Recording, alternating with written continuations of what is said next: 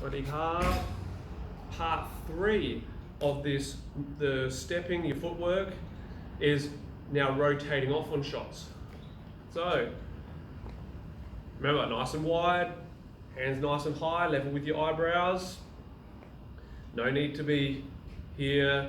You've still got protection from your ribs there as well. So, when we're stepping off, buff, and every time you end up in exactly the same position as where you started, just off on an angle then, yeah?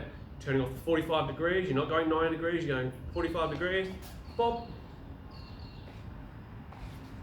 Okay, so the other way now is where we turn into southpaw. This is where you need to learn, this is what everyone needs to learn, southpaw. So, step off, pivot, I'm now in exactly the same stance, but in the opposite stance, if you get what I mean. So I'm now in a southpaw, pop, with this stance here. So what I'll do is I start here in orthodox, I step, pivot, boom. I've changed my 45 degrees, but look, that's exactly the same stance as it would be if I was in orthodox. Go again.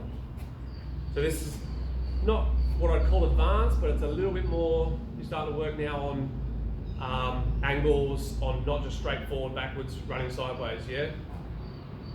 Step, pivot, boom, ready to go. Now balance, boom, boom, I can still throw everything from the same position.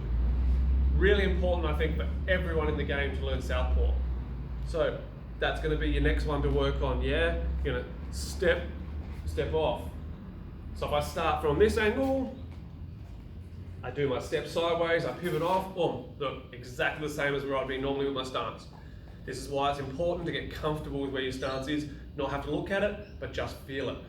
All right, once again, we'll go off the other direction. So I start here, I step off, I pivot, boom.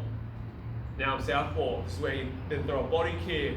You can throw, boom, hook over the back of their hand, because then you'll be behind their leading hand, yeah?